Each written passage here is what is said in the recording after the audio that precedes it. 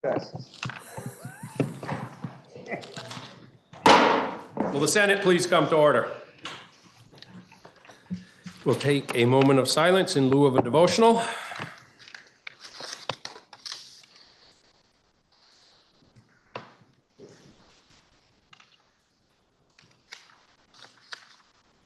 Thank you. Are there any announcements? Seeing none.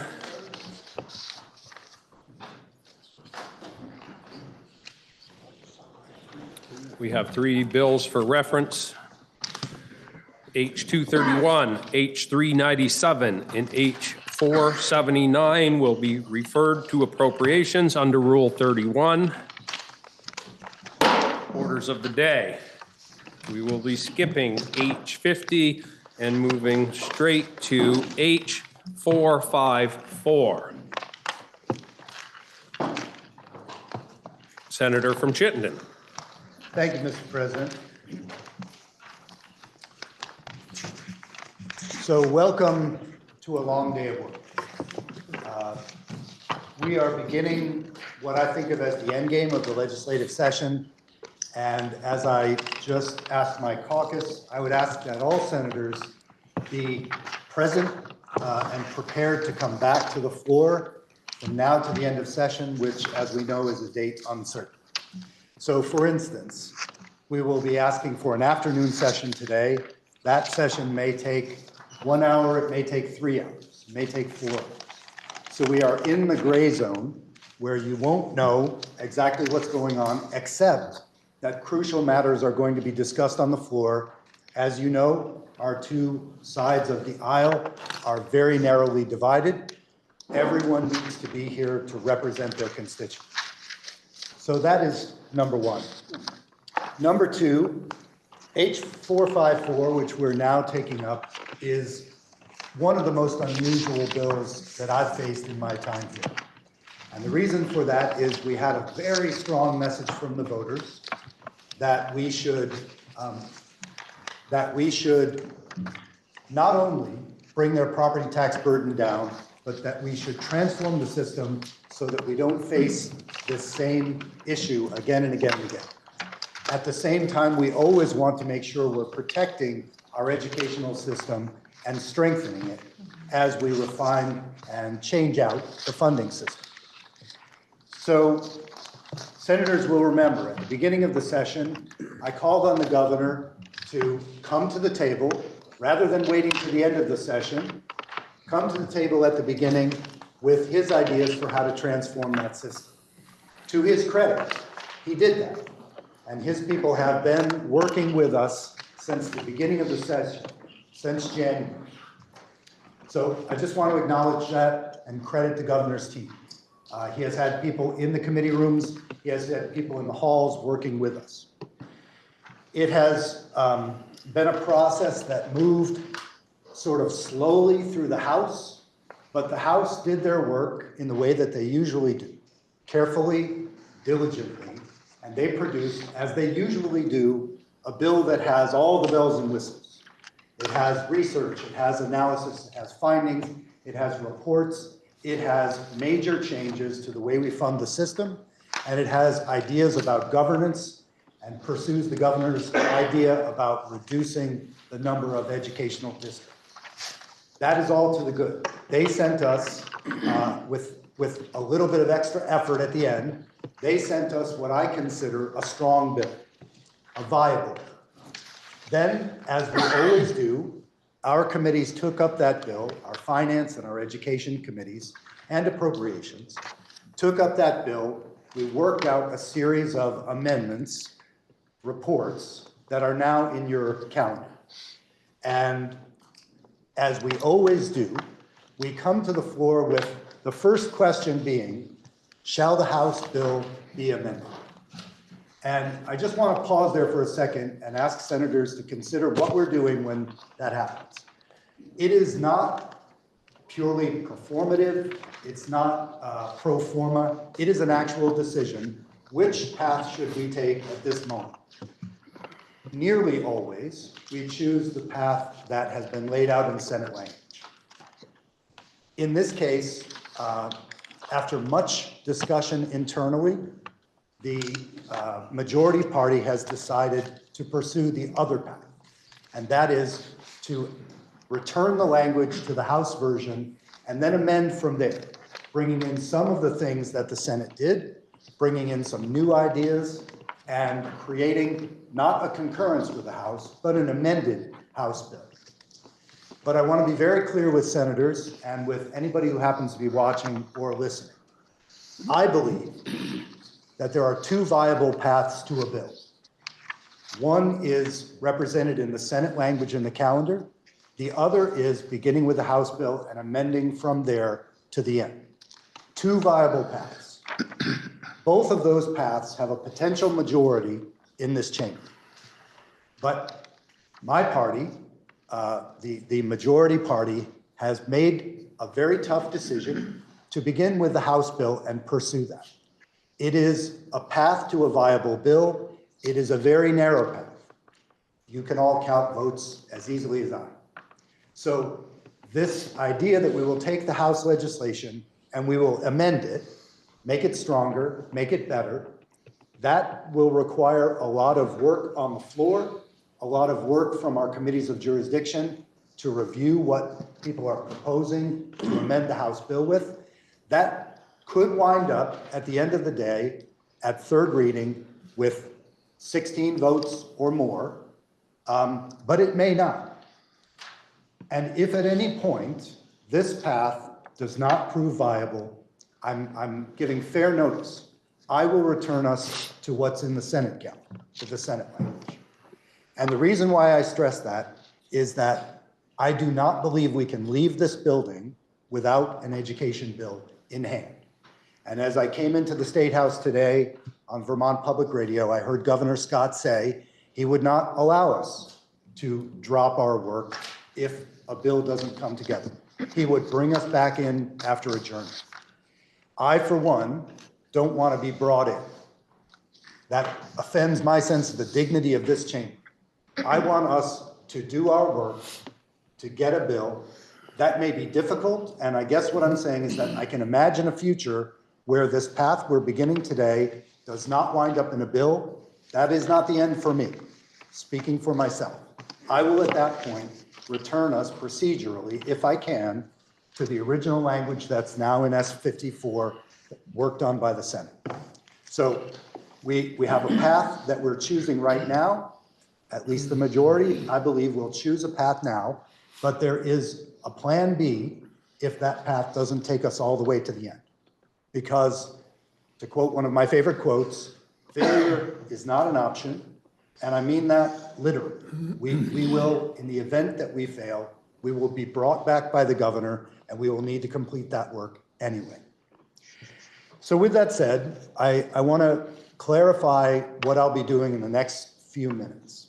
So first, the problem with moving from what's in your calendar to the House language is that we have 3 reports from 3 committees that are attached to that language now. So in order to remove those reports and return us to the House language, I will move procedurally that we return the bill to the Education Committee. When we do that, that is a majority vote, and if that is successful, then we have returned the vote to the committee, the reports fall away, and we are left with the language. I will then ask for a rule suspension to bring the language immediately back to the floor for immediate action. That will leave us, theoretically, and I've asked the minority party about that rule suspension. I believe that's in place. So that will leave us in just 2 motions with the House language on the table. At that point, we are debating the House language and any amendments that come forward. My sense is that we had 1 amendment presented this morning, a rather long and detailed amendment. My sense is that that will come in the afternoon, allowing time for the committees of jurisdiction, should they choose, to have the sponsor in to take a look.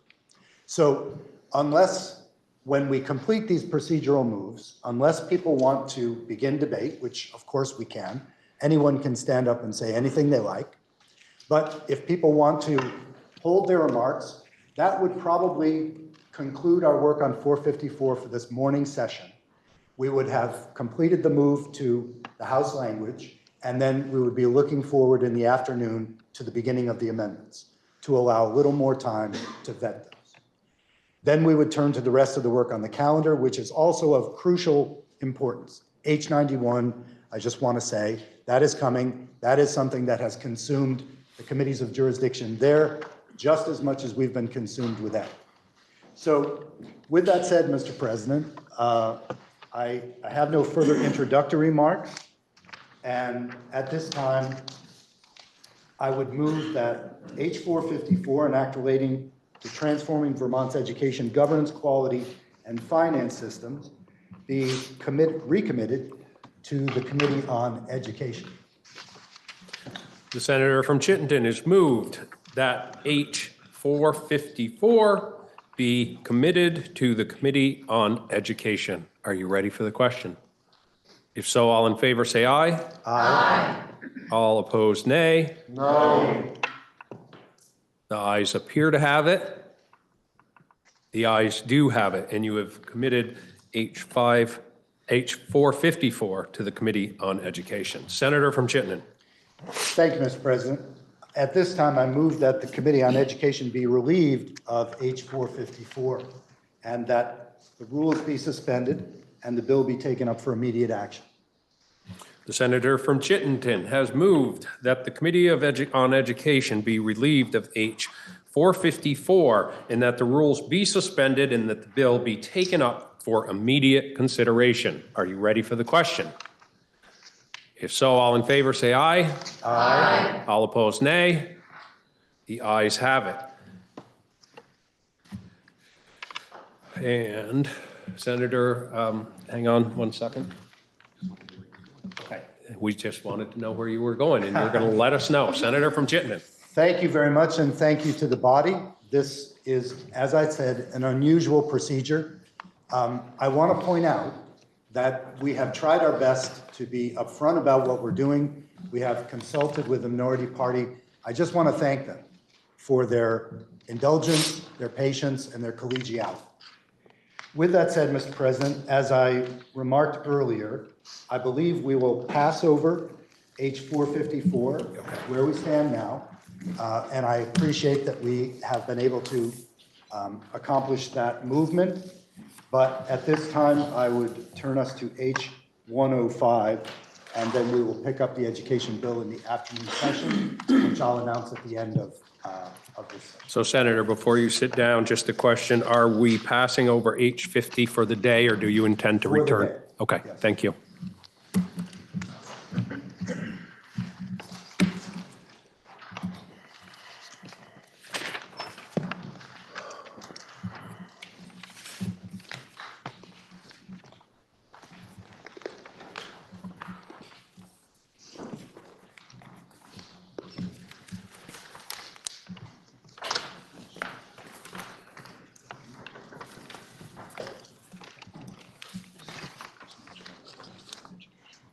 We have H105 for third reading. Are there any amendments prior to third reading?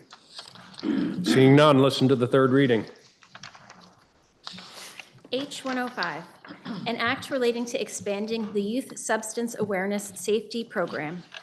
The question is, shall the bill pass in concurrence with proposal of amendment? Are you ready for the question? If so, all in favor say aye. Aye. All opposed, nay. The ayes have it, and we have passed H105. We now have H106. Are there any amendments prior to third reading? Listen to the third reading. H106, an act relating to selling real property within a FEMA-mapped flood hazard area. The question is, shall the bill pass in concurrence with proposal of amendment? Are you ready for the question? If so, all in favor say aye. Aye. All opposed, nay.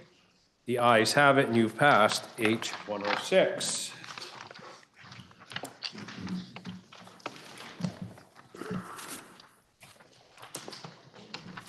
We have on the calendar for action H91, which was passed by the House on January 24th of 2025. It was referred to the Committee on Health and Welfare, which reports it has considered the bill and recommends that the Senate propose to the House that the bill be amended as it appears in today's calendar, and that with such proposal of amendment, the bill ought to pass. Affecting the expenditures of the state, the bill was referred to the Committee on Appropriations, which recommends that the bill ought to pass in concurrence with proposal of amendment as recommended by the Committee on Health and Welfare. Listen to the second reading of the bill. H91, an act relating to the Vermont Homeless Emergency Assistance and Responsive Transition to Housing Program. Recognize the senator from Chittenden, Senator Lyons, for the report of the Committee on Health and Welfare. Thank you, Mr. President. I will be reporting on initially on the first couple of sections in the bill, and then I will yield to the senator from Chittenden Central, who will report on sections 3 through 6, and then I will finish the bill from 7 through the end. This bill has been a long time coming, to say the least, but a short time in our committee. We received it 3 weeks after crossover. So our committee has worked very hard to bring you a proposal that we have worked very closely with our community organizations as well as with the administration to offer some amendments and improvements to the bill going forward. The bill is really about how to restructure how we work with and help those who find themselves homeless or in the risk of becoming homeless. The bill restructures the General Assistance Program and provides coordination of programs that help those who are homeless or at risk of being homeless, and reduce dependence on our critically inefficient hotel-motel program. So a lot of this is very much about how we can move away from utilizing hotels and motels, and I must say, in a quite somewhat more chaotic process than we would like for dealing with a general program.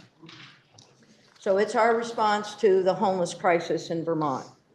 You know, historically, we've had in place local programs. And, you know, we go back, I was talking with one of my Senate colleagues last evening about the historical changes that we have been through. And going back into the 1920s, we sent people off to poor farms.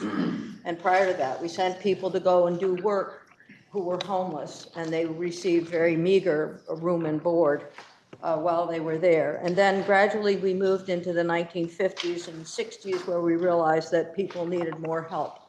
And in the 30s, the 40s, the 50s, and 60s, I won't go through the whole history, but ultimately we came to a place where local communities began to recognize the need for helping people, whether they were had mental health issues, were disabled, were impoverished, and couldn't afford to have the assistance that they needed. So clothing, food, and housing included. In the 1980s, we began to see shelters developing. In particular, I think about my district, actually not my district anymore, but in Burlington, COTS developed a Housing First type program. Housing First meaning that the first thing that people need when they are homeless is a home. Rather than trying to do provide other support services. Then it would require training for people to live independently and to support their goals of permanent housing.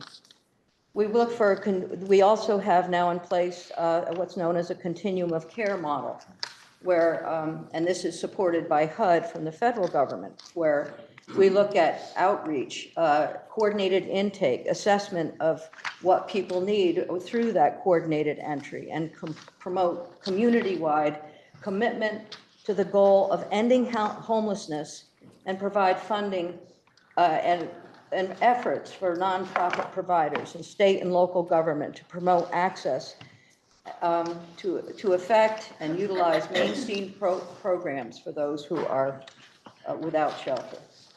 In Vermont, we've always had we've had the adverse weather program, and that adverse weather program allowed for people to have shelter, whether it was day shelter or longer term shelter during times when we know Vermont can get quite uncomfortable, or during an emergency for folks. So adverse weather conditions, including things, not just the cold.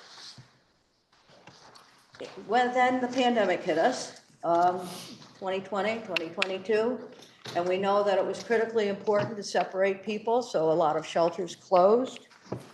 We know that many people became homeless during the pandemic, and the state very importantly opened up the rules, changed the rules so that there were no, there were no rules or guidelines. People could go and seek shelter and be provided for. And that included then the hotel program that we currently have ongoing.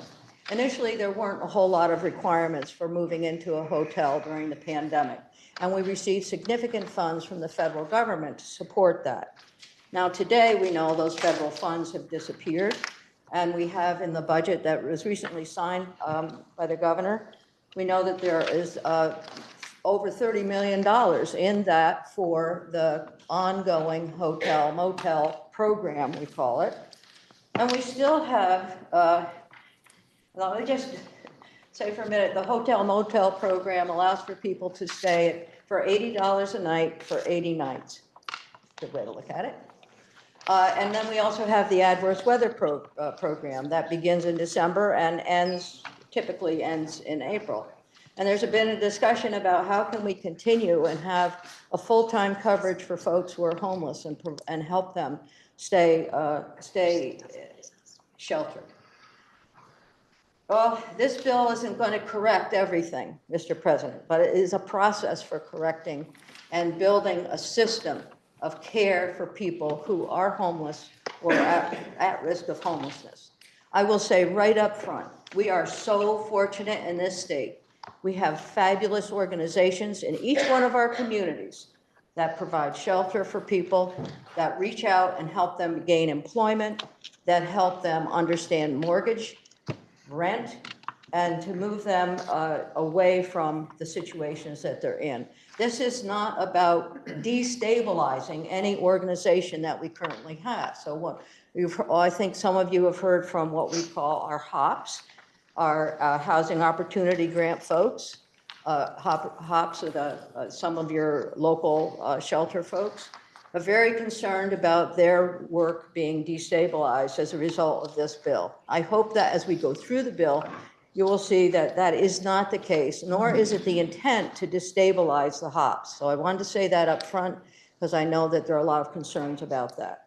What the bill does do is it begins to help coordinate a system across the state through what are known as our VCAPs, our Vermont Community Action Programs that Senator Gulick will be talking about in a little bit. So all to say, we're not comfortable with the current program, to say the least. In particular, we're extremely uncomfortable with the hotel motel program for a lot of reasons. It's not just the cost. It's the lack of coordination of services. It's the coordinated entry that is needed. It's having people close to services or places where they can get counseling or help should they need that, regardless of the type, whether it's mental health, substance use disorder, or whether it's financial or employment counseling. Those things are important in a coordinated program. So that is where we are headed in looking at this new systematic integration of programs across the state. So I'm going to turn briefly to the findings that are in the bill. Really, the findings are not anything that get into our green books, but they do suggest demonstration and need for why we're doing this, and it's really about the number of folks who are homeless and where we stand with respect to the rest of the country. It's not great. We're fourth in the country for homelessness. you can see in the first finding, Hawaii, New York, and Oregon are ahead of us. I guess Hawaii would be the place to be, but that's not a joke. It's really not. It's so uncomfortable to be at the edge of becoming homeless. And it's even worse to be homeless when you have so many may have other concerns.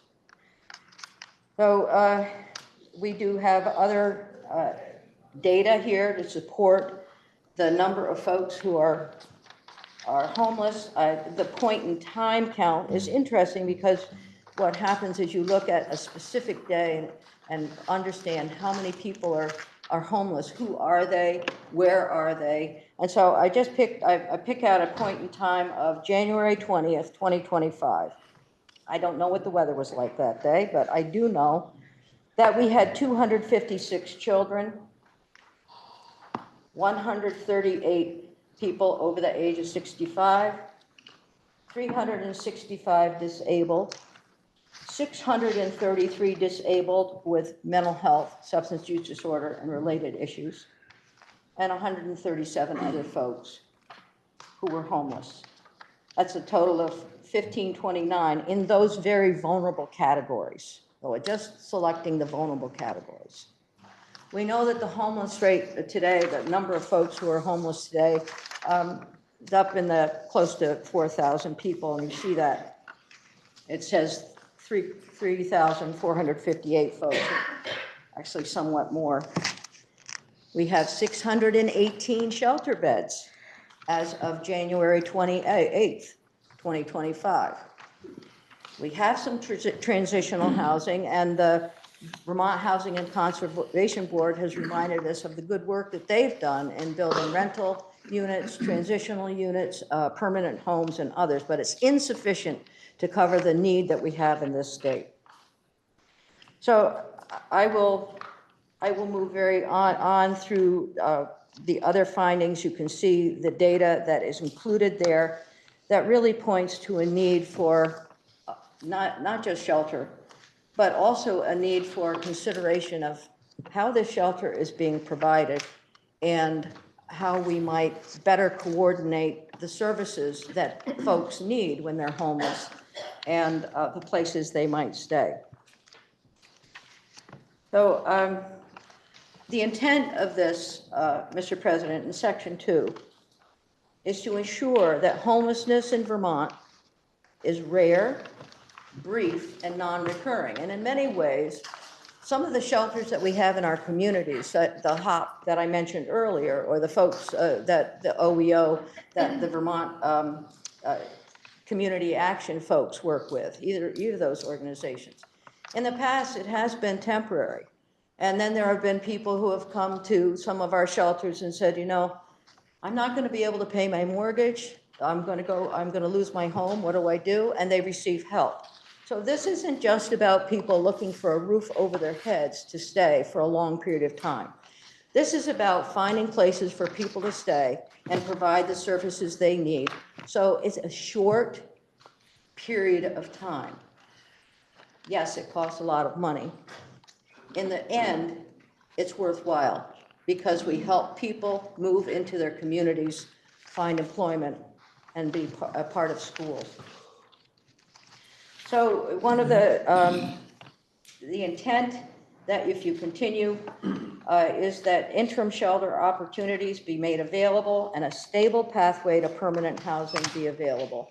There are different studies and research about how to get from one place to the next, a staircase process that's within Housing First that includes moving people from one level to the next. We're not describing to any specific type of housing, although I will mention a little bit later the Housing First piece. It's important that Vermont increase the supply of emergency housing as well as permanent supportive housing that meets the specific needs of individuals. That includes navigating them to substance use disorder, mental health, recovering housing, or financial services. that the time limits and night by night shelter relocation, so when we have people staying for short periods of time, those 80 days, they stay in the fall and in the spring, and then in the winter they have full covered housing. Well, it's a morass to figure out how many days have someone stayed in housing. Is it 80 days? And then you have to figure that out before we get into the adverse weather. You have to figure out after the adverse weather.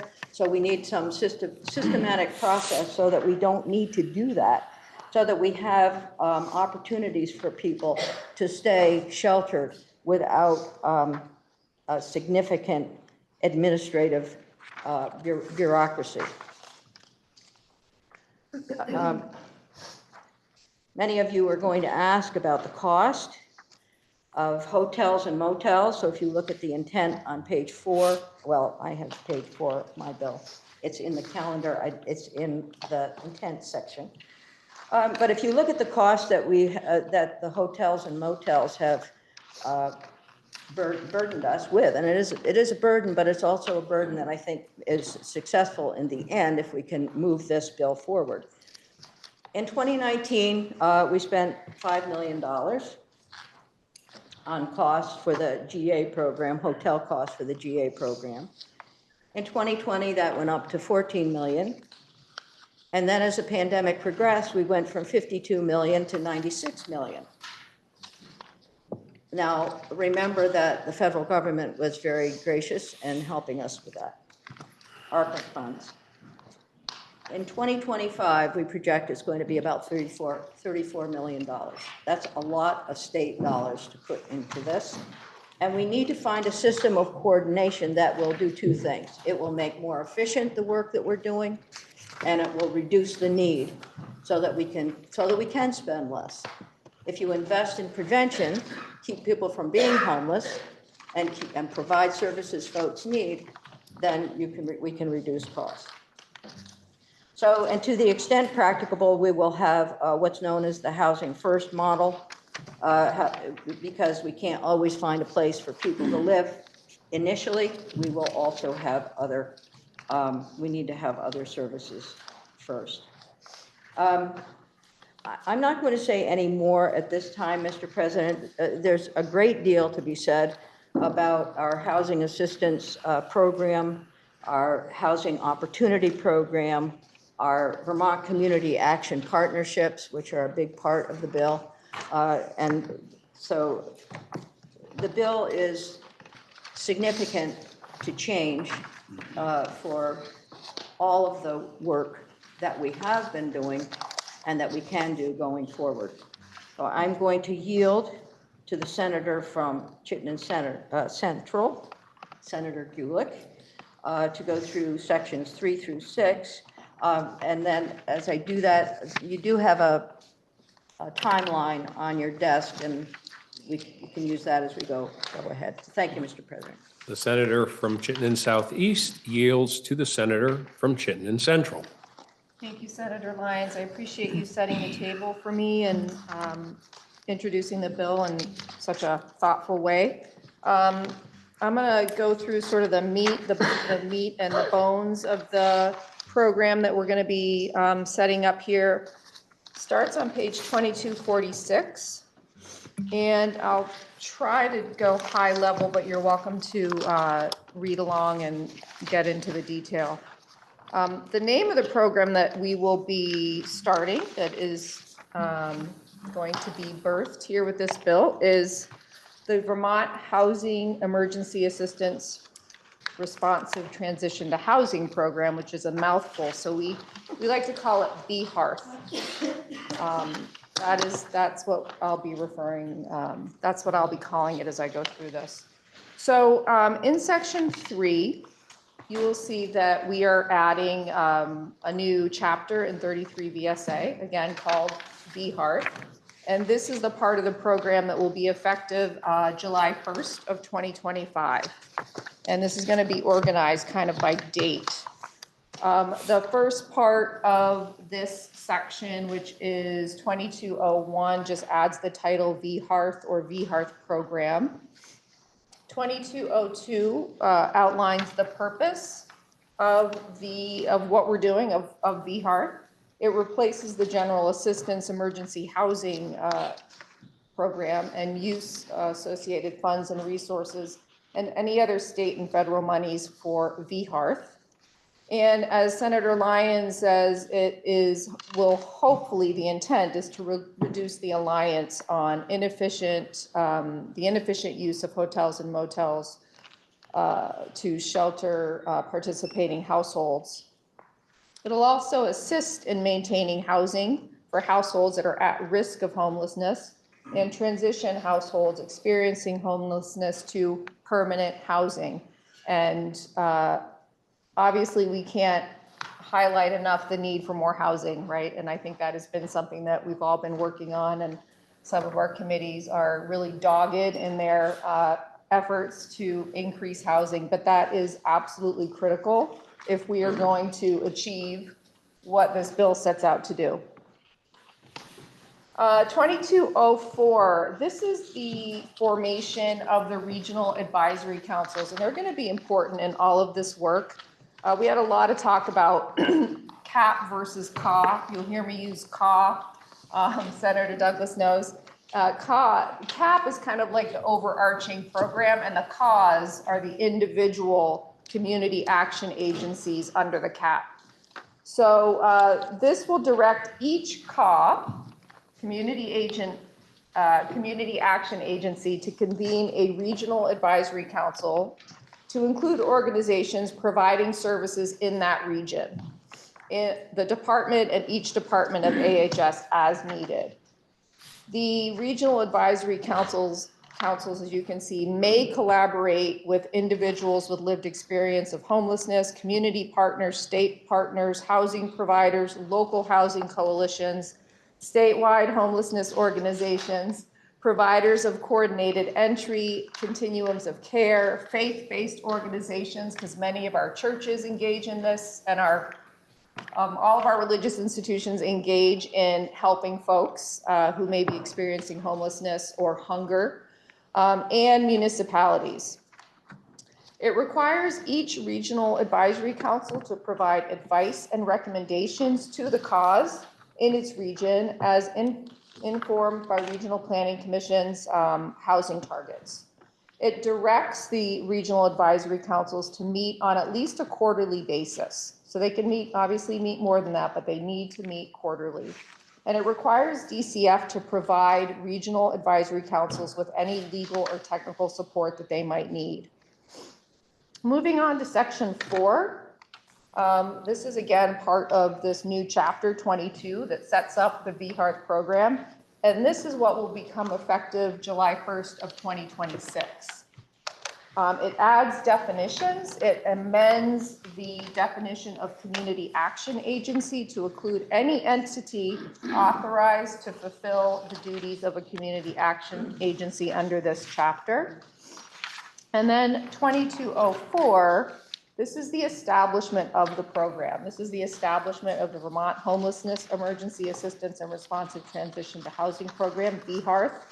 It establishes VHART in DCF to provide services to households that are homeless or at risk of becoming homeless. It requires DCF to select and enter into agreement with statewide organization with population-specific experience to provide or cause to be provided supportive services and shelter to households experiencing or who have experienced domestic or sexual violence. So that is included in all of this. That particular program is included in all of this work as well. And all other participating households shall be served through a CAW, a community action agency. 2205 sets up the authorization process and the reauthorization process review. It directs DCF to select and enter into an agreement with a statewide organization with population-specific experience to provide or cause to be provided supportive services, shelter to households experiencing or who have experienced domestic or sexual violence. And it requires DCF to conduct regular reviews of the organization's work under this chapter.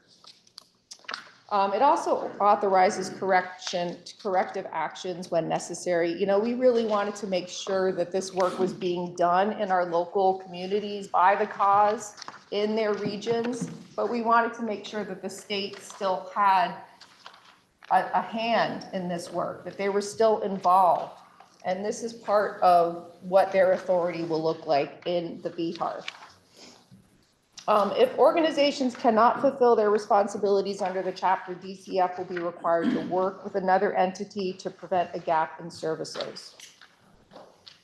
It also directs DCF to authorize a community action agency to serve or cause to be served households that are at risk of or are homeless or at risk of homelessness in a geographical district region of the state if it meets certain criteria. And if a community action agency cannot fulfill its responsibilities under the chapter, DCF is required to work, as I said before, with another entity.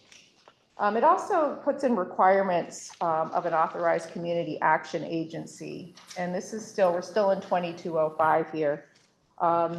Requirements of an authorized CAW will be to have an existing or planned infrastructure, including a leadership team, HR staff, and the ability to receive grants and issue sub-grants. They'll also have the ability to meet DCF's reporting requirements, including past history of reporting compliance. They will have the capacity to perform all of the core services that will be necessary. I know Senator Douglas wanted to make sure that this was in the bill, so we added this, the capacity to seek and accept charitable contributions and donations, meet the outcome measures, and have community connections with other providers in the region. So again, we're looking for that collaboration between providers in a region to do the best work possible for the VHARF program. They also have to have the ability to provide plain language communications receiving services. So make sure that translation services are provided, hopefully in the form of videos as well as written documents. It's a great way to communicate. Number 3 in this section, not less than every 3 years, DCF has to conduct a reauthorization review of each community action agency. So there will be a process to reauthorize the CAW to continue to do the work that they're doing. 2206 goes into the VHARF core services. So what are the core services? These will be critical to the success of the program. It requires the statewide organization for households experiencing domestic or sexual violence to provide shelter and case management services. It requires the cause to collaborate with community partners and offer varying levels of support services, including, and I won't read the whole list, but everything from intake assessments to individualized household plans to landlord-tenant outreach, advocacy, progress monitoring, etc. Moving on to 2212, the use of hotel and motel rooms. As much as we would like to decrease the use of hotels and motels, there is an acceptance in our committee that we're still going to need the hotels and motels. They still provide a service, and there are times when they are necessary.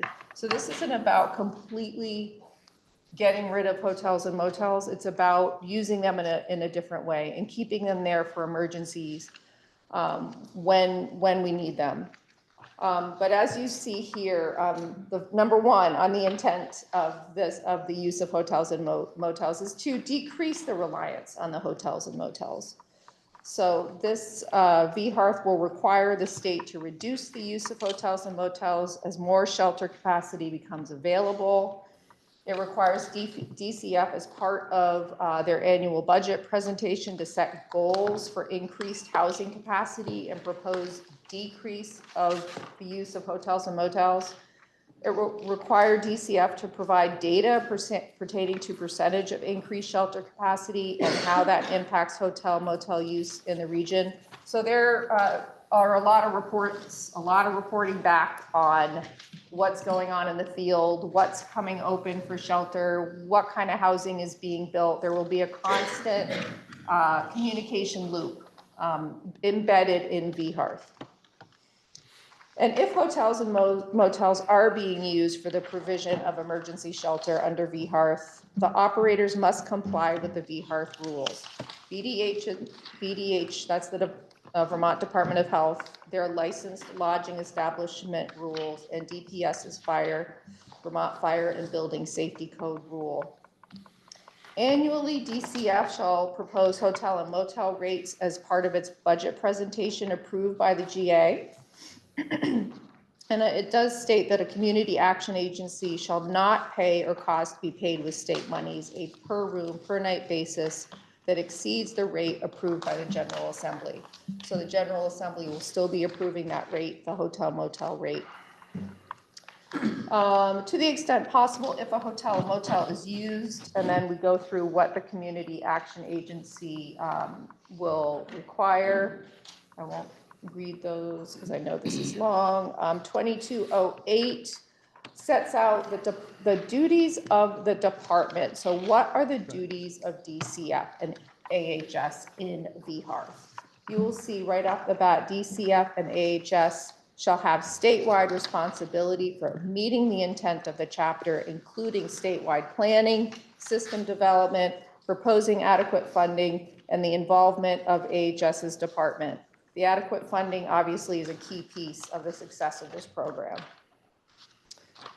They will also provide administrative oversight and monitoring of VHearth, and DCF shall maintain guidance regarding use of extreme weather event shelters. And again, I will not read this whole list, but if you would like to read it, this just sets out the duties of the department. And of course, DCF will adopt rules for the implementation of VHearth. 2209 sets out the regional planning and the needs assessment as part of the plan required every 3 years. You will see that pursuant to 3 VSA 3904 and federally required planning and needs assessments, CAUSE must develop a regional needs assessment planning process for use in each region to inform future plans to address housing and homelessness. And then there is a list of things that will be required under the needs assessment and the plans. Every 3 years, plans developed by CAUSE must be submitted to DCF, which in turn shall submit an aggregated report to the GA. 2209, these are the regional requirements, and it will require DCF to submit quarterly reports in consultation with VHearth partners to the General Assembly on a variety of topics, including the number of households that are served, the number of participants employed or receiving SSI and SSDI, the changes in bed capacity, the number of diversions made, and the inventory of all subgrants issued by VHearth partners. 2211 just recodifies sections 2204 and 2201, which are the regional advisory councils. Section 5, again, this is the new chapter 22 of 33 VSA, the VHearth program, and this is what becomes effective July 1st of 2027, and that is the purpose. It amends the purpose 2202. The purpose of the GA, this is in July 1st of 2027. The purpose of the GA is to replace general assistance emergency housing and HOP and use associated funds and resources and any other state and federal monies for VHearth. So this is when we really see everything kind of coming together under one organized system of care in VHearth. Section 6 is, and this is my last section, and then I'm going to pass the baton back to my colleague from Chittenden Southeast. Chapter 6 is the implementation of VHearth. By October 1st of 2025, DCF will be required in collaboration with VHearth partners to submit a report to the General Assembly addressing a process the community action agencies, or CAUSE, use in conducting regularly occurring regional needs assessments, recommended performance measures, recommended eligibility for each core service, guidance for extreme weather event shelters, timeline for first 6 months of the VHARTH implementation, recommended intake and assessment processes, and recommended process to enable unwilling community action agencies to opt out of VHARTH participation. So far, the community action agencies are all in, and they're excited to do this work, and they're ready to take on the work. By January 15th of 2026, DCF will be required in collaboration with VHARTH partners to submit a report to the General Assembly. I mentioned there were a lot of reports. This is another example of a report that will address funding allocations, additional state and federal funding and other resources for VHARTH, establishing an appeals process, including expedited appeals, the role of 211 within the intake system, the verification of residency, homelessness, and household income, and that was definitely a topic of discussion in our committee.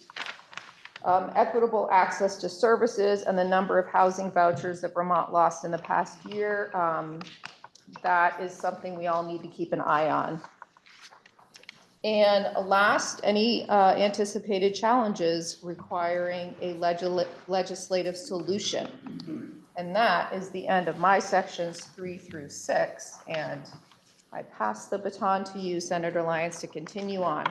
Thank you, Mr. President. The senator from Chittenden Central yields to the senator from Chittenden Southeast. Thank you, Senator Gulick. So moving on to section 7, this is the interim final needs assessment plans that are coming in by January 15th. So the cause and statewide organization will bring, including the statewide organization for domestic and sexual violence will bring in their initial needs assessment, and that will help to inform a budget work because it'll be coming in January 15th. So the goal here, let me just step back for a minute. The bill as it came to us from the House had dates further out. So for example, the initial report would have been coming in January, so a quarter of a year. Difference from our initial reporting, which is October 1st. So by accelerating the process, we're allowing for this final needs assessment to come in concurrent with any discussion on the Budget Adjustment Act. That may help us in the work that we're doing. And then we're also looking at an accelerated implementation pathway in Section 8 with a November 1st report from, it's really, doesn't have to be a report. It could be an update at one of our committee meetings. This one, since it's out of session, November 1st will be more like a written plan and timeline for VHARTH as part of the BAA process. So linking both the needs assessment and then the accelerated process. Section 9 asks the cause, changes this is really technical corrections throughout this section of 3 VSA 59. So changing words like to be more in line with contemporary language and what the cause actually represent. Section 10 is where we get into the nitty-gritty of financing and appropriations. So the budget, as recently signed by the governor, includes $10 million. It did include $10 million, it's still there. But the Appropriations Committee, and I'll give a little heads up on Appropriations Committee discussion. The Appropriations Committee decided to leave the $10 million in the bill and allow for Committee of Jurisdiction to make decisions around its appropriation. And we've done that here in the bill. So you'll see the appropriation of $10 million for fiscal year 26 includes a $5 million for planning and implementation of VHARTH. That money will be held within Department of Children and Families and then appropriated as the CAPS and CAUS go through the work with their with local interested parties. And I will reassure you that the HOPS indicated to me that they will be collaborating in the process for planning So that was important communication. $400,000 in the bill for a statewide organization providing services to households experiencing domestic and sexual violence. Those are very specific types of shelters, and we feel that that appropriation needs to be also specified and separate. $515,000 to Bridges to Health. Bridges to Health currently serves migrant population and those folks who are helping on farms. The expansion of their duties with the receipt of these funds will have them work with people who are in poverty and homeless. So that helps to link healthcare within the system of care that we're building. $1 million goes to DCF for grants to municipalities planning and implementing services for households at risk of homelessness or currently homeless. During the work on the bill, we received a letter from the Commission on the Vermont Mayor's Council, and we also heard a lot from various communities about the load that increased homeless populations had placed on them, either in providing different types of services, including infrastructure, including public safety, and including some of the work that their local organizations were doing. So we've added some funds in there to support those municipalities that have shelters. $500,000 will go for contractual and other system transformation work through the DCF. And then $3 million to enhance capacity and creation of expansion of emergency shelters and permanent supportive housing. We originally wanted to distribute it directly to VHCB, but it goes through DCF so that the money can also be considered for appropriate services as the various types of housing and shelters are built. There is intent language on future appropriations. The future appropriations, this would mean that any money that would be in the budget in the future will now be put into the budget for VHARTH. And so that once the plan and the system is in place, then the appropriation, it makes much more sense to have it go through the VHARTH program. There'll still be considerations for, as the plans come forward, we don't know what role OEO will play, what role DCF will play, or other parts of the administration, but it will be directed toward VHARTH, the GA programming funds. And I will reiterate what I said earlier. Any switch to the CAP agency management should not destabilize existing emergency shelter systems. That is important. We know how effective they are, and we're not trying to upset them or change them. Finally, Section 12 is the Transition Housing Opportunity Grant Program and requires DCF as part of the fiscal year 28 budget presentation to present a plan for transitioning HOP to VHARTH. There's a lot of discussion that will happen before that time. The discussion will occur during 2027.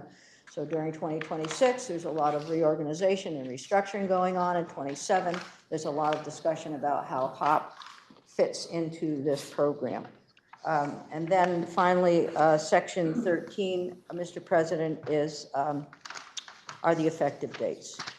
So that's the report of your committee. The vote in committee was interesting. It was 3-2.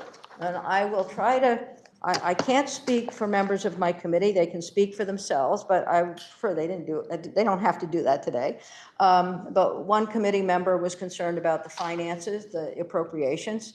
Another committee member was very concerned about the late entry of a request on the part of the administration to do more work that came the day that we finalized our work on the bill.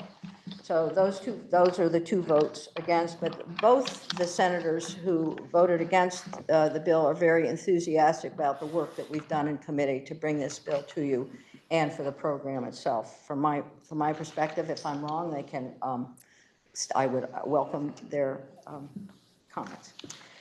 We did hear from a long list of folks. I will go through briefly.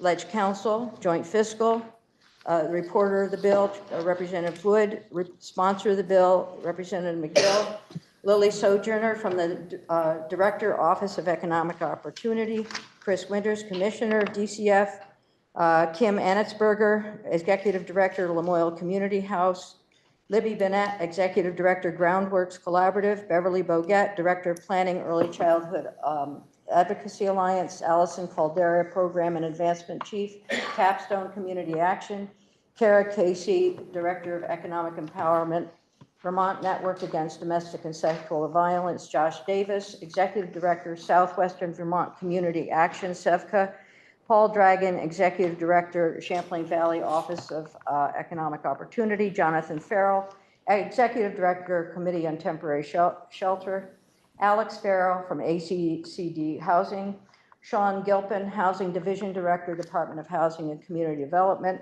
Michael Redmond, ED of the Upper Valley Haven Program, Mark Redmond, ED of Spectrum Youth Services, Angus Cheney, Executive Director of the Homeless Prevention Center, Miranda Gray, Deputy Commissioner of Economic Services Division, Frank Knack, Executive Director of Housing Homeless Alliance of Vermont, Linda Lottie, Director of Finance, Northeast Kingdom Community Action, Jean Montrose, Executive Director, Helping Overcome Poverty's Effects or Hope in Middlebury, Jenna Farrell, Executive Director of the Northeast Kingdom Community Action, Sarah Robinson, Co-Executive Director of the Vermont Network Against Domestic and Sexual Violence, Sarah Russell, Special Assistant to End Homelessness, City of Burlington, Amy Schollenberger, Lobbyist, Action Circles, Vermont Community Action Partnership, Brenda Siegel, Executive Director, End Homelessness Vermont, Jean Montrose, ED, I had her twice, sorry, Susan Whitmore, the John Graham Shelter Program in Middlebury, and Polly Major of the Vermont Housing and Conservation Board. Now, the reason I read the whole list, Mr. President, is you're going to hear that we cut people out of testimony, and the fact is that we received a lot of written testimony, and there was one day that our committee got backed up with another bill, and so we had to cancel some of our folks, and we didn't get a chance to have everyone back in, but I think most of the people who were there are on this list anyway. They either submitted written testimony or had previously testified. Well, Mr. President, that is the report of your committee from Health and Welfare. Thank you. Don't get comfortable, Senator. Now I'd like to recognize the senator from Chittenden Southeast District for the report of the Committee on Appropriations. So thank you, Mr. President. As the senator from Chittenden Southeast reported from the Committee, Senate Health and Welfare, the Health and Welfare Committee considered the $10 million and made the appropriation through the bill itself. The Senate Committee on Appropriations had, prior to reviewing H91, had made a decision to allow for the money to stay with the bill. So what you see from Committee on Appropriations was a vote to approve the recommendations from the Committee on Senate Health and Welfare, which includes $5 million for the implementation of VHEARTH, $400,000 for the Vermont Network Against Domestic and Sexual Violence, $1 million for grants to municipalities, creation and expansion of emergency shelters and permanent supportive housing, $3 million, and then to the Department of Health, Bridges to Health, $515,000. Just a note, we'll say, we did talk about this a little bit in approach, and I think we also talked about it in Senate Health and Welfare, that the $10 million is in the budget. It is now being appropriated or identified as for an appropriation within H91. If we don't have this money for that, if this money isn't used for that purpose, the $10 million is still there. Somebody can pick it up, I guess, and use it. There is also a lot of money for the hotel motel program, and we're hoping that by putting this program into place, we'll transition away from that program, and some of the monies that are presented in the future budgets will be able to be utilized for this program. As a result, but anyway, Mr. President, the report from Appropriations was 601 to support the funding as in H91. Thank you, Mr. President. The question is, shall the Senate propose to the House to amend the bill as recommended by the Committee on Health and Welfare? Are you ready for the question? Senator from Rutland. Thank you, Mr. President. May I request a short break and ask Republican senators to meet in the right-hand corner? We'll take a brief recess.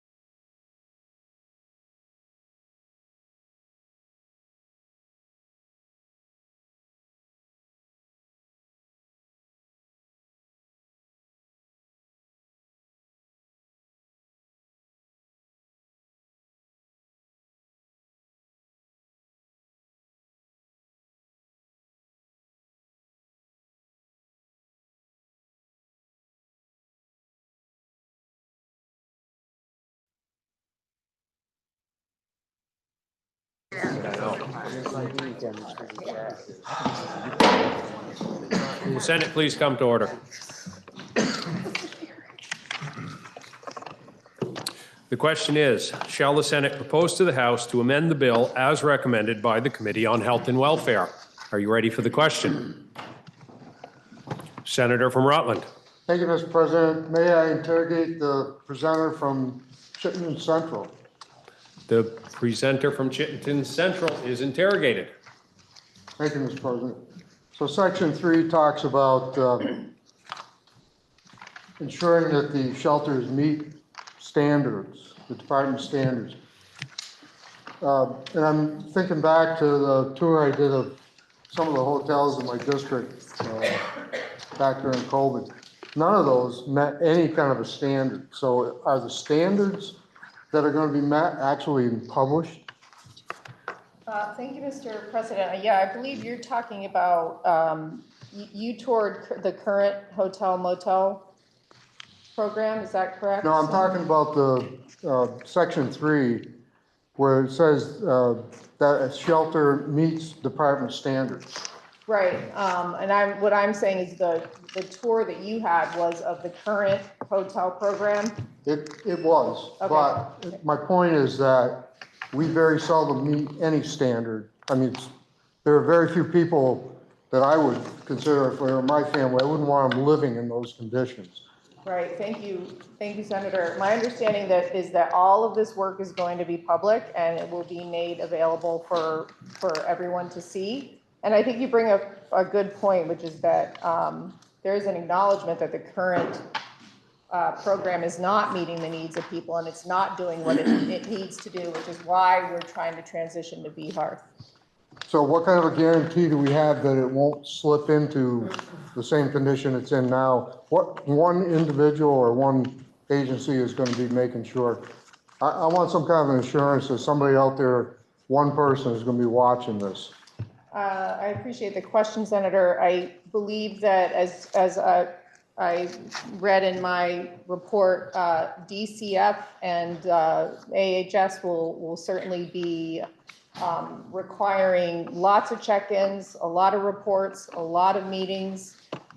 They will also have the ability, as I mentioned, to, to move away from a CAW if it's not doing its job and choose another provider. That was part of the, one of the provisions in the bill. But ultimately, the legislature is also going to have a hand in this. We're going to be looking at the reports that are coming in, and we're going to be checking in with the department to make sure that this program is being properly monitored and that it's getting the resources that it needs. That was the answer I was looking for, because we don't have a real good track record of providing oversight on anything. This bill could has all the ingredients to make the perfect mousetrap, but if nobody's providing oversight on it, it doesn't happen. I thank the presenter. Thank you, Mr. President. Senator. Are you ready for the question? Senator from Addison. Thank you, Mr. President. May I inquire of the presenter, please? The senator from Chittenden Southeast Yes, sir. is interrogated. Thank you, Mr. President. Is there any data on how many homeless are transients, meaning coming from other states to take advantage of our homeless assistance? That's a very good question, and it is a concern that some of the folks from the administration expressed. The DCF indicated that there might be as many as 15 to 20% of folks who are homeless who are transient. The underlying, our current statute says transients are to be given some support and then help to move to where they were going in the first place. We also heard from DCF that the saving or the amount of money that's spent on people who are transient is between $800,000 and $1.6 million under the current program, where there is no indication of where they will live going forward. Thank you, Mr. President. Is there going to be a way to get better data on how many are transient from other states coming in to take care of it? This is also a good question. Whatever the coordinated entry questionnaire includes, we'll probably have that data and that information. So it isn't easy to find out all of that information. On the one hand, if you want to know that someone is perhaps coming in just to use our housing program, that assertion has been made. On the other hand, you have someone who really wants to be here and is getting their feet on the ground. That is important also. So having some intake process that is sensitive to the personal needs and issues will be important. I thank the senator and I thank you, Mr. President. Are you ready for the question? Senator from Rutland. Thank you, Mr. President. If I may interrogate the senior senator from Chittenden, the reporter of the bill. The reporter is interrogated. So I certainly appreciate the cost summary that the senator, the chair of the committee, provided to the chamber about the costs over a series of years. And I totaled up to about 200 million, not including other entitlements, but I think a couple of years were missing. I think the total is somewhere about 300 million. I wanted to see if that was somewhere near in the ballpark. Yeah, it is. I left out a couple of years, so if you add it all up, we've spent at least $250 million over the last pandemic and subsequent years in this whole area of homelessness related to hotel motel. I appreciate the acknowledgement of the summary of 300 million roughly. I'm wondering if there's any in order to continue this in order to justify this continued investment, I'm wondering if there are metrics which have been developed about getting the homeless back to self-sufficiency, and if there's any data on, given our $300 million investment, to get us from where we were to where we are to some future state, which is a little more palatable. So good question. The data that will be collected will help us do that. And you've asked a huge question. It has a whole lot of different parts, and I'll try and put some things together. First of all, it's really hard to follow people after they leave a homeless environment, after they leave a shelter. They can't be required to say, this is where I'm going, and report back to you on that. So that makes it difficult to know what's the future for that person or what has happened for that person. On the other hand, if we look at the way that our CAPs currently work and that our HOP shelters work, they develop very close personal relationships with their clients. Right now, they don't have all of the clients, okay, understood.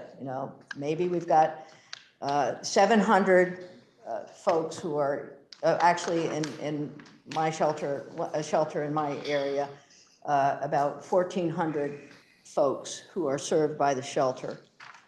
And some of those people come back for help again and again, whether it's for financial advice or rent or whatever. So the metric that you're asking for is not something,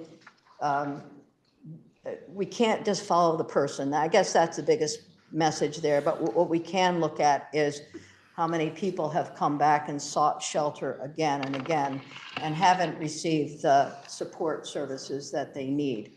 So ensuring that support services are available becomes important.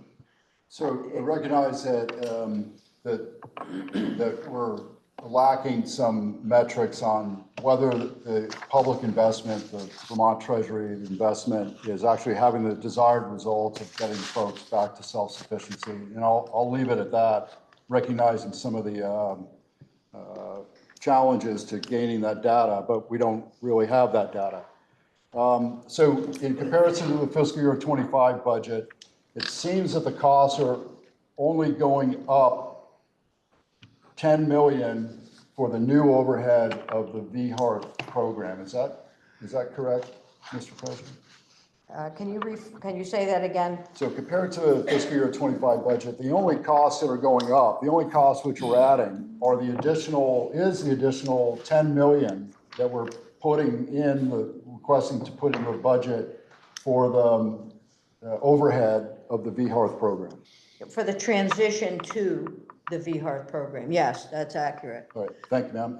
And do we anticipate that this $10 million overhead will continue for the foreseeable future on an annual basis? Well, that's one of the recommendations I think that will be coming back to us from DCF, and that is what the cost would be for moving ahead with VHART.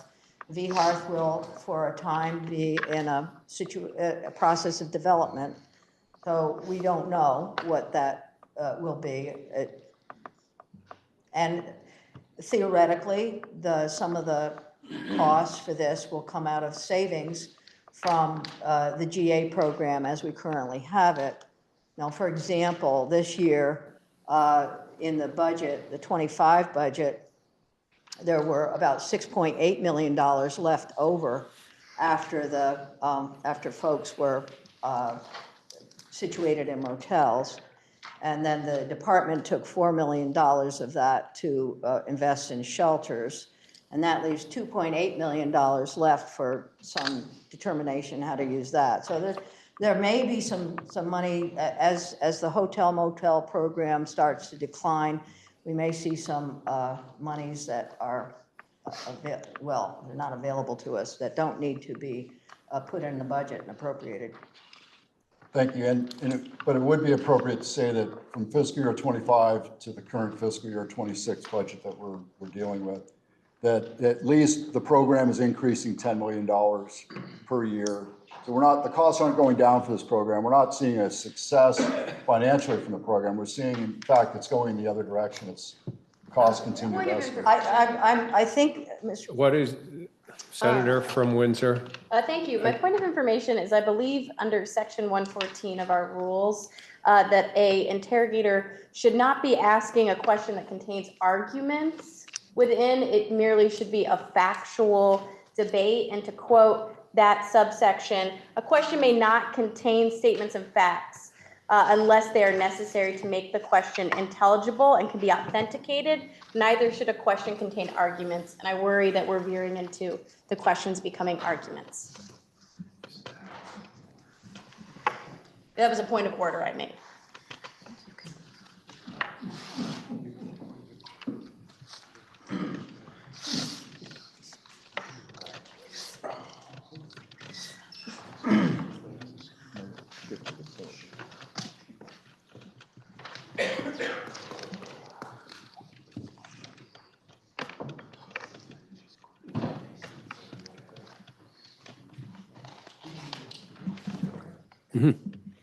So your point of information is correct. That is the rule. Your point of order is not well taken, and the senator is still within his jurisdiction to continue his questioning.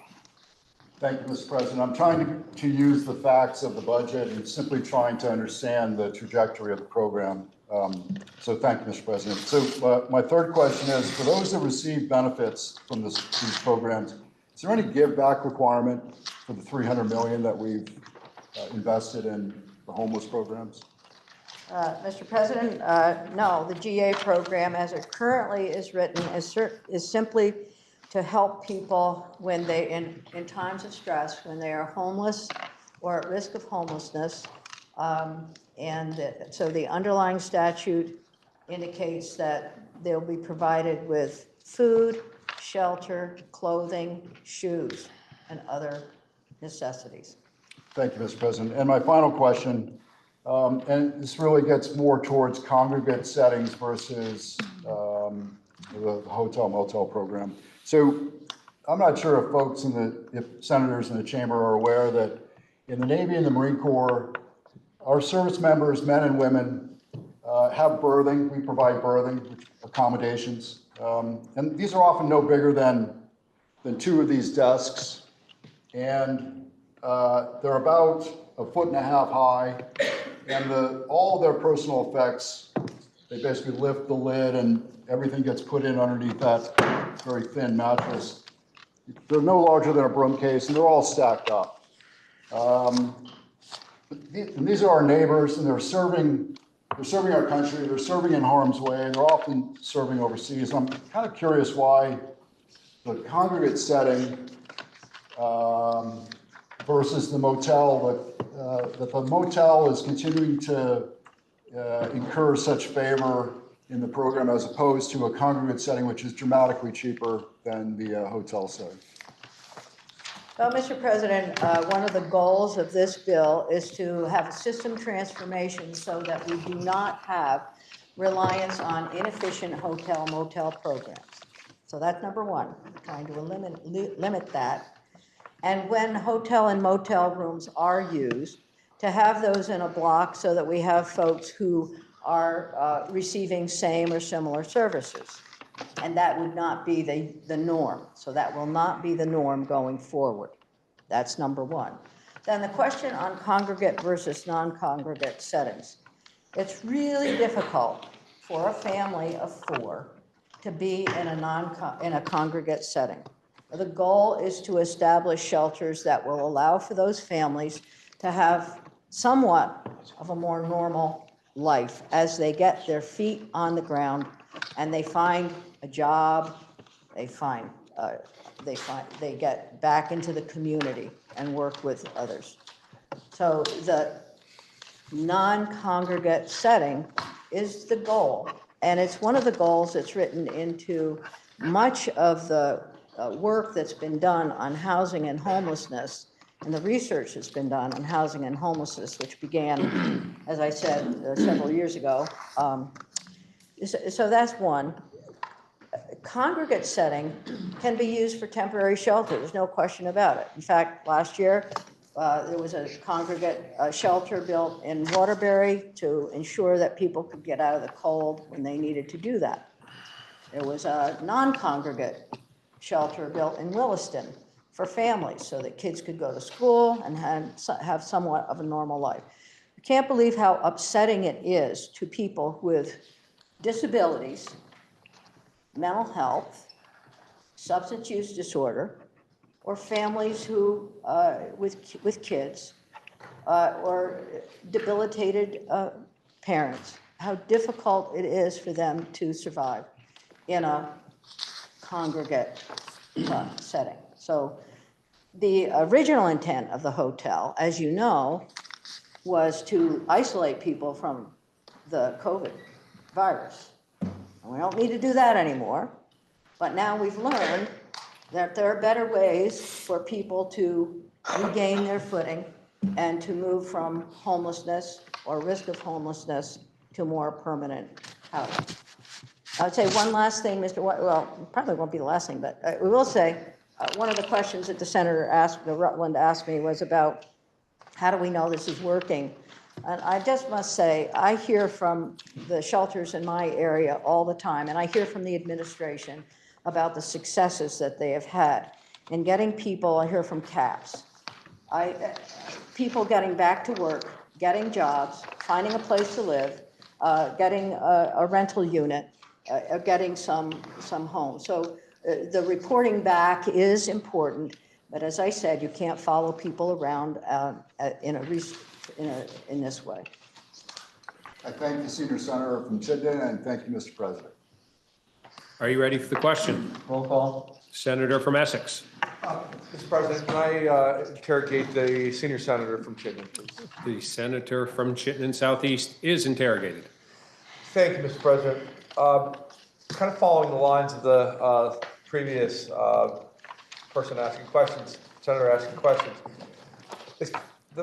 The people that are involved with this program, is there a caseworker assigned to these unhoused folks where they will follow their progress and help them find jobs, help them through their mental health screenings or any other issues that they might have, Mr. President? Thank you for that question. That is exactly the goal of VHearth, to provide people with the support, the navigators, the case managers that they need in order to achieve, access the services that they need. So that is the goal. Right now, it's pretty loose right now with the hotel motel program. I give high credit to folks working in the administration who, outreach and social workers who are working just above and aboard right now in the current system. This system, VHearth, that's the goal, to improve the outcomes for people by providing them with management, the case management that they need. Mr. President, that is a good goal to have. The folks that are going to be responsible for tracking this progress, do we have those people within the system of the state to be able to bring on this immense caseload? Mr. President, so the VCAPs are very excited, as the senator from Chittenden Central indicated, about working with this. The HOPs have indicated that they will collaborate, though they don't want to be fully engulfed. And I'll keep saying that. Yeah, this is, yes, there's excitement about making this change and improving the system. Is that, Mr. President, going to require more funding to hire more people to cover this immense task of monitoring these folks and their progress? You know, I don't know what you mean by more funding. I don't think we can spend any more than what we're doing right now. The fact of the matter is, this is the process that's going on between now or when July 1st and October 1st, we'll begin to look at that and look at regional needs assessment, look at performance measures, look at eligibility for VHAR services. All of that work will be going on, determining the the intake process, who's eligible for what, where they are situated. So there's a lot of work that will go on before we can even answer how many new people will you need. We may not need any new people. I thank the presenter and I thank you, Mr. President. Are you ready for the question? Senator from Chittenden Central. Thank you. I will not be asking either of the senators to stand up. I've been pretty vocal on this floor about the importance of protecting people's lives and the dignity that they deserve as people, regardless of whether or not they are housed. Homelessness is a housing issue. Not everyone experiencing homelessness has a substance use disorder. Not everyone experiencing homelessness needs mental health treatment or case management. What they need is a home. And I want to thank the committee for working on something that, albeit imperfect, is movement in a better direction that recognizes the humanity and dignity of every Vermonter, whether or not they have a place to live. Many of our individuals experiencing homelessness are veterans. Many of our individuals experiencing homelessness have disabilities that make it difficult or impossible for them to work. And most of the people in this state experiencing homelessness work full-time jobs and cannot afford to live here. Homelessness is an affordability issue. It is an economic issue. To speak of the individuals experiencing homelessness as if they are somehow subhuman and not worthy of dignity and care and a life that is safe and sheltered is appalling. Point of order. And so, Senator, what is your point of order? It appears that the senator may be taking words out of context and exaggerating some of the questioning and intent.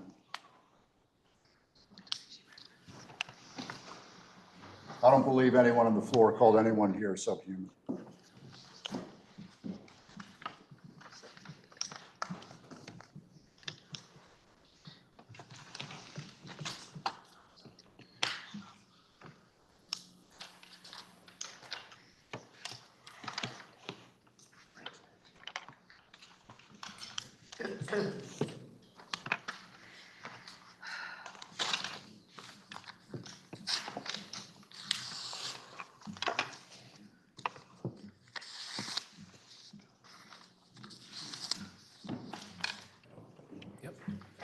Senator, your point of order is not well taken, but I would caution the senator with her words, and personal attacks are not allowed. So just please be more careful with your word selection.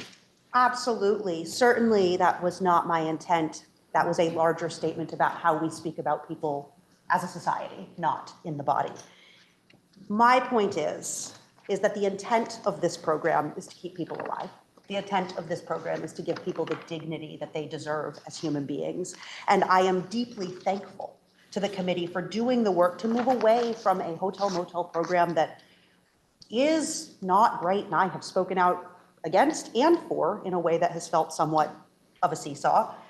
And I want to implore us all to remember that we are talking about human beings. And we are talking about human beings, some of whom have served our country, some of whom have experienced domestic violence, and some of whom may be struggling with mental health or substance use challenges that may need support.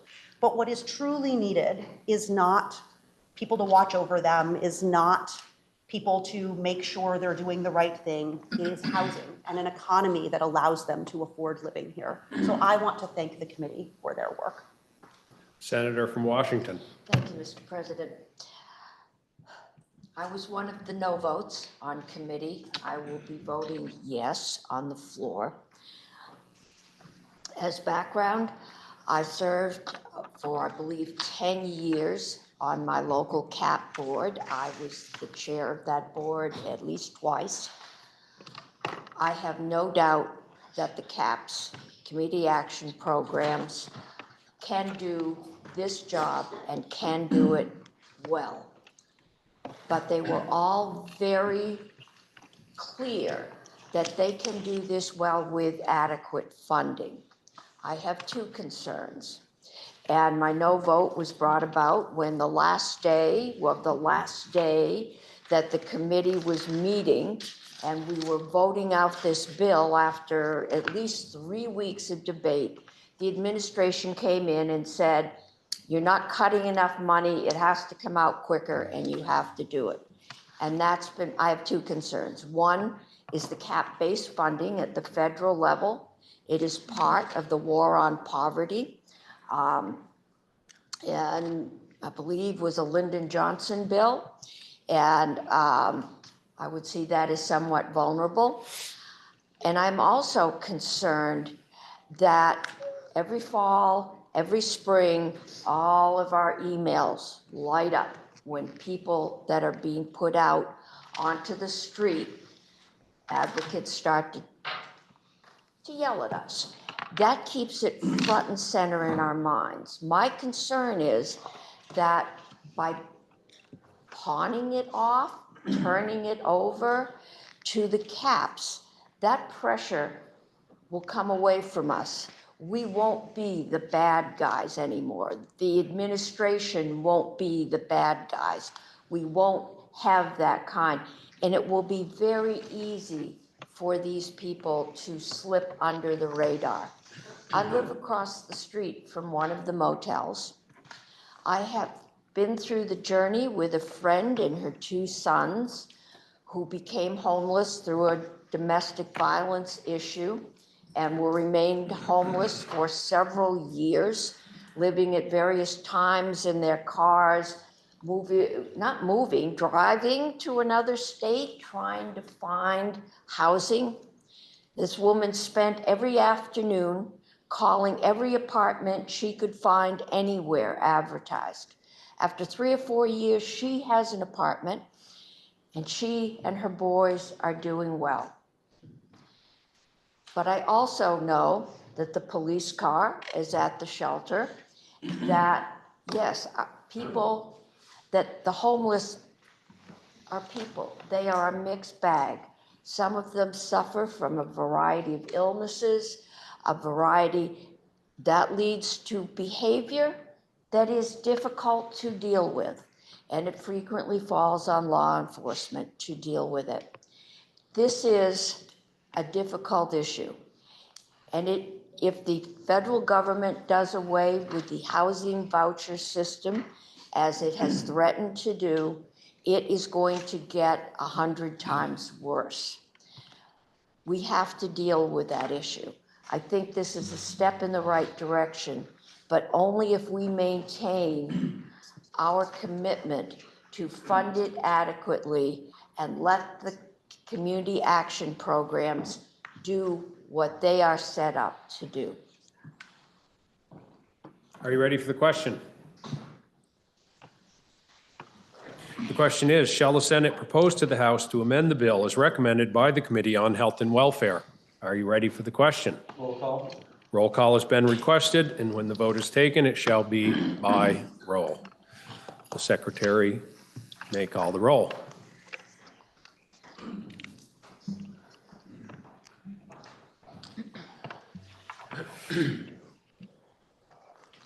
Senator Baru. Yes. Senator Beck. No. No. Hear all the noise from up on this end. Senator Bongartz. Yes. Senator Brennan. No. Senator Brock. No. Senator Chittenden. Yes. Senator Clarkson. Yes. Senator Collinworth. No. Senator Cummings. Yes. Senator Douglas. No. Senator Bewley. Yes. Senator Hardy. Yes. Senator Harrison. Yes. Senator Hart. No. Senator Hashim. Yes. Senator Heffernan. Nay. Senator Ingalls. No. Senator Lyons. Yes. Senator Major. Yes. Senator Matos. No. Senator Norris. No. Senator Pershwick. Yes. Senator Plunkett. Yes. Senator Ram Hinsdale. Yes. Senator Bohovsky. Yes. Senator Watson. Yes. Senator Weeks. No. Senator Westman. No. Senator White. Yes. Senator Williams. No.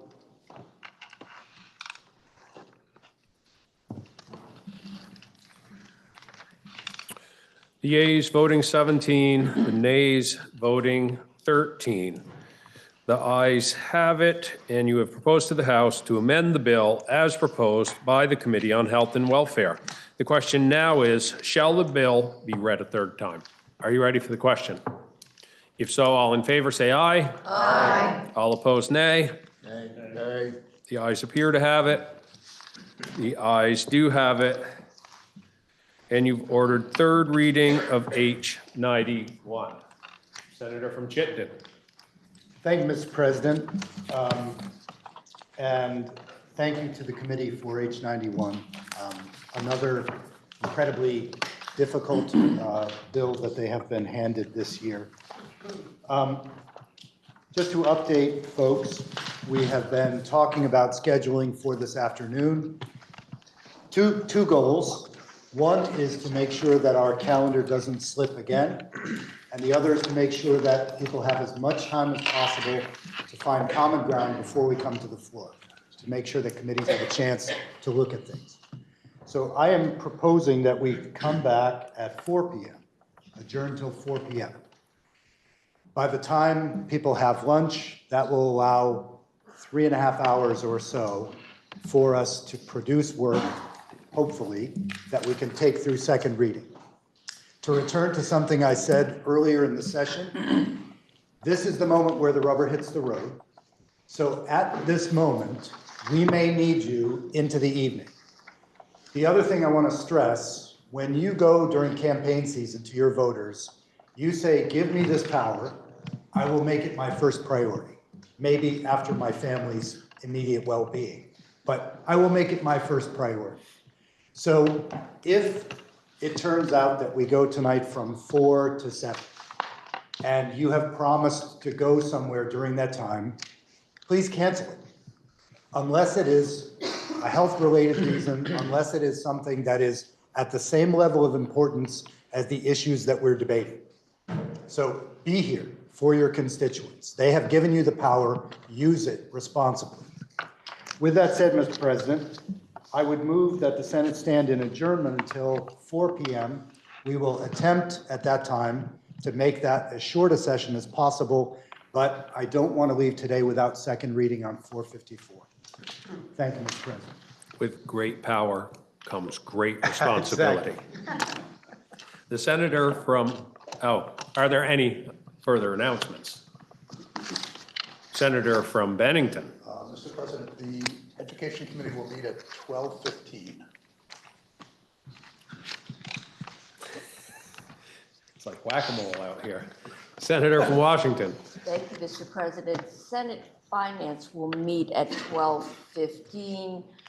I'd say bring your lunch, but we're divvying up staff, so I'm not sure if we have staff at that time. Senator from Washington. Thank you, Mr. President. Senate Appropriations will meet at 1 o'clock to deal with one bill we have. Senator from Rutland. Thank you, Mr. President. Government Operations will meet at 1:30. Senator from Windsor. Thank you very much. Senate Economic Development and Housing and General Affairs will meet at 3:45, unless you want to meet right after the floor, but I think everyone wants to get lunch. I would suggest we meet at 3:45 in our committee room. We have about 5 appointments that we need to address if we can. Thank you very much. Senator from Wyndham. Thank you, Mr. President. Senate institutions will not meet today. Are there any further announcements? Seeing none, the senator from Chittenden Central has moved that the Senate stand in adjournment until 4 p.m. this afternoon. Are you ready for the question? If so, all in favor say aye. Aye. All opposed, nay. The ayes have it, and we'll stand in adjournment till 4 p.m. this afternoon.